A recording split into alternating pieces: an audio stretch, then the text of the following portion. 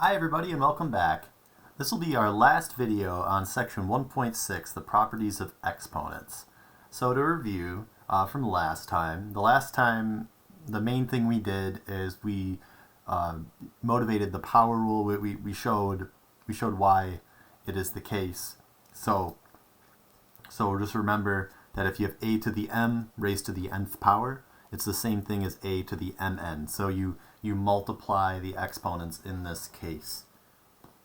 Right, so the next thing that we want to do now is we want to talk about raising a product to a power. So raising a product to a power. Remember, product means two or more things being multiplied. So we're taking something like, say just for example, well, let's do it again with an example. Let's say we have 2x to the third power. By the definition of exponentiation, this is the same thing as there being 3 2x's. It's the same thing as 2x times 2x times 2x. That's what this means by definition of exponentiation. And now what we're going to do is we're going to combine all of these together. We're going to reassociate and commute some stuff. So we can see that we have 2 times 2 times 2. That's the same thing as 2 to the third. Notice I don't write 8. I just want it to be 2 to the third.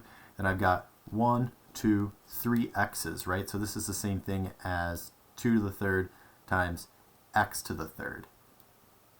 So let's think about what that would be in general. In general, let's say we have a b to the mth power.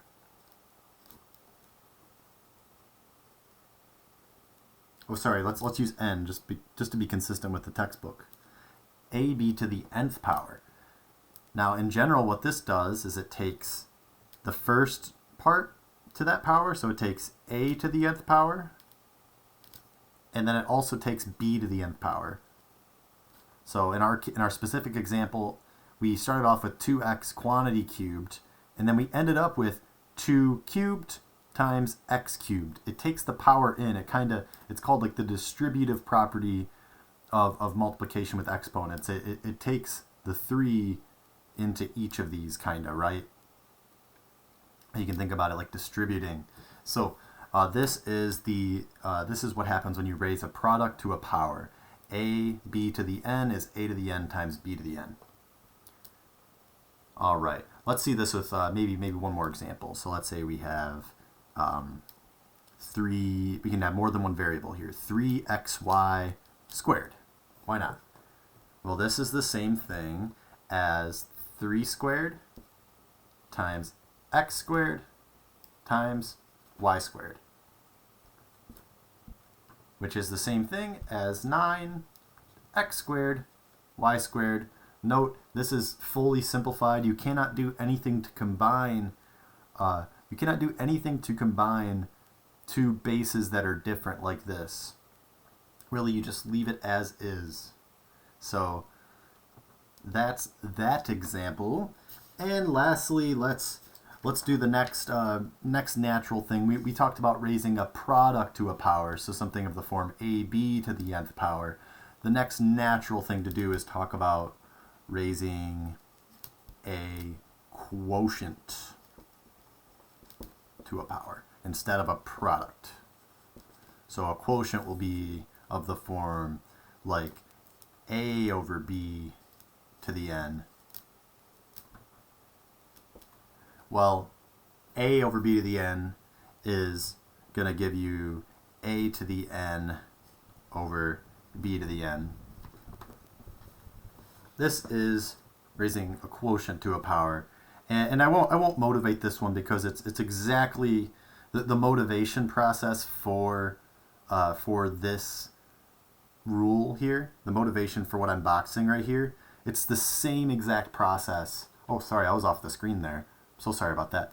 But the motivation for this is the exact same motivation, or rather it's motivated in the exact same way we motivated raising a product to a power.